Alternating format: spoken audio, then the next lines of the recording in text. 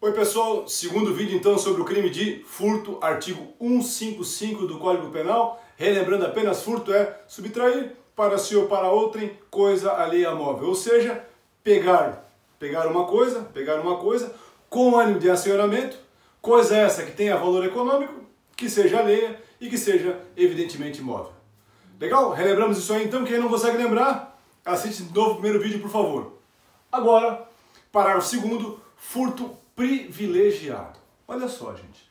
Temos uma situação aqui que, reunidas duas circunstâncias objetivas, o juiz pode, então, inclusive, deixar de aplicar a pena de prisão no caso de crime de furto, aplicando somente a pena de multa. Quando é que é aplicável essa questão do furto privilegiado? Duas possibilidades. Somando duas possibilidades. Primeira, o criminoso deve ser primário. E quando eu falo primário, quer dizer o quê? Que é aquele que não é reincidente. Relembrando, o que é uma pessoa reincidente? É quem comete novo crime após trânsito em julgado de sentença penal condenatória transitada em julgado. Olha que importante isso. É possível que eu tenha um criminoso que tenha praticado 10 crimes e ele seja, nos 10 processos que ele é julgado por crimes separados, primário nos 10. Por quê? Porque ele só vai ser reincidente, só vai perder a primaridade quando? Se ele cometer novo crime após o trânsito em julgado de sentença penal condenatória transitada em julgado. Então, quando eu falo primário aqui, é o chamado tecnicamente primário, entra aqui. Bom, a lei também não impede que quem tenha maus antecedentes tenha direito a essa questão. Então, ela só fala em primário. Segundo requisito que a lei exige, pequeno valor da coisa furtada ou da coisa subtraída. E quando eu falo pequeno valor, gente, a questão toda já foi decidida pelos tribunais superiores e se entende hoje que o pequeno valor, como demonstra esse julgado do STJ aqui, é um valor inferior a um salário mínimo. Então, quando a lei fala em pequeno valor, leia-se valor inferior a um salário mínimo. Portanto, se eu reunir as duas situações, criminoso primário e coisa com valor inferior a um salário mínimo, eu teria a possibilidade de falar o quê? De furto privilegiado, ter direito ao quê? A essas situações de substituição da reclusão por detenção, diminuição de 1 a 2 terços da pena aplicada, ou inclusive a aplicação apenas da pena de multa. Isso é bem importante. Isto é o furto privilegiado. Os tribunais superiores, inclusive, e quando eu falo aqui tribunais superiores, em especial o STJ, na sua terceira sessão, o que é a terceira sessão? É que reúne todas as turmas que julgam o direito penal no STJ, no caso a quinta e a sexta turma, decidiu o seguinte, que é possível a aplicação do furto privilegiado ao furto qualificado. Então é possível que eu tenha um furto qualificado privilegiado. É possível? Sim, é possível. Foi o que decidiu a terceira sessão nesse julgado aqui, que eu coloquei para vocês aqui, para que vocês saibam direitinho qual é a fonte dessa decisão. Bom, então isso é furto privilegiado. Muito cuidado, e aí vem a confusão que o pessoal tem sempre, que é confundir furto privilegiado com furto bagatelar, ou princípio da bagatela, ou ainda princípio da insignificância. São coisas distintas, por quê?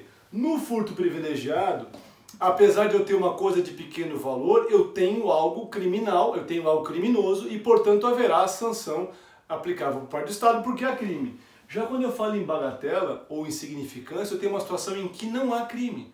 Por quê? Justamente porque há a presença da bagatela, e vocês já sabem isso, o direito penal só se preocupa com questões que são relevantes e que são importantes, sendo reservado o direito penal às condutas graves e importantes à sociedade. Portanto, quando eu falo em bagatela, eu falo em fato atípico. E aí o Supremo Tribunal Federal, como forma de garantir que se tivesse um parâmetro para essa ideia de aplicação da bagatela, ele criou 4 situações aqui que têm que ser cumuladas para que eu tenha aplicação da bagatela ou insignificância. A primeira é mínima ofensividade jurídica da conduta. A segunda, nenhuma periculosidade social da ação. A terceira, reduzidíssimo grau de reprovabilidade do comportamento do sujeito, que é o que está aqui.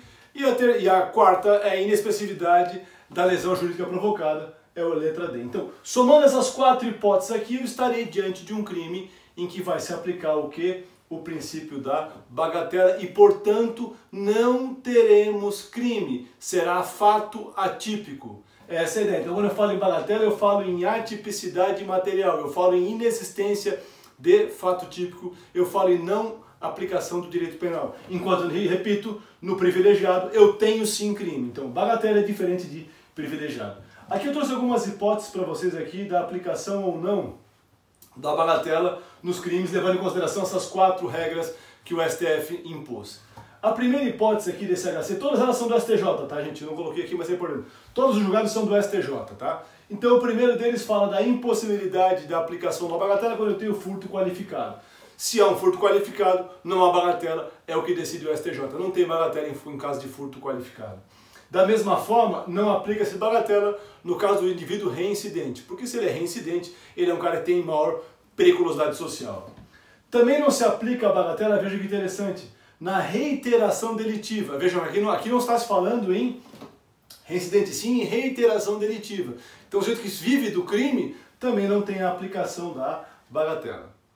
E há 2 julgados aqui, levando em consideração valores em que houve a aplicação da bagatela. Esse primeiro no valor de R$ 119,00 e esse segundo aqui no valor de R$ 150,00. Tá? Quanto é o valor, professor, da aplicação da bagatela? Vejam, isso é uma questão que depende de cada caso concreto, porque tu tem julgados que vão de 5, 6, 7, 8 reais até 150, até 200 reais tu encontra casos de julgamento de princípio da bagatela. Em alguns casos sim, em outros não. É muito importante, eu coloquei aqui grifado esse caso aqui, gente, que é interessante porque o valor é ínfimo, vejam só.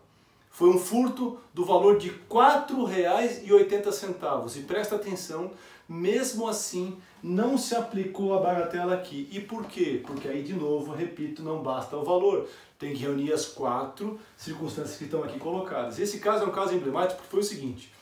Foi feito um furto a uma associação que auxilia crianças que têm câncer, certo? Essa associação tinha um cofrinho e esse cofrinho foi subtraído. O que tinha no cofrinho eram R$ 4,80. Só que o sujeito que fez esse furto, ele incentivou o seu filho, que tem apenas 9 anos, a participar dessa conduta criminosa. Então, essa circunstância de ser um cofrinho de uma associação de pessoas que auxiliam crianças com câncer, da participação do filho dele de 9 anos de idade, isso levou o STJ a não aplicar o princípio da bagatela ou da insignificância e entender que haveria, nesse caso, aí sim, a prática de crime.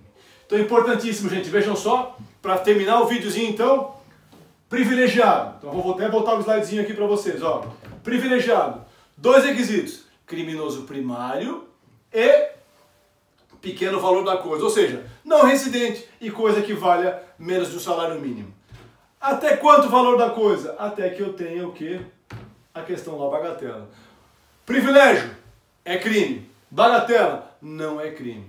Então, quando eu falo em valores, o valor do privilégio é acima da bagatela e menos que um salário mínimo. E bagatela, é claro, são valores aí muito baixos, mas repito, não basta o valor, tem que verificar também as outras condições se são aplicáveis ou não. Certo, pessoal? Esse foi o segundo vídeo, então, do crime de furto. Um abraço, valeu!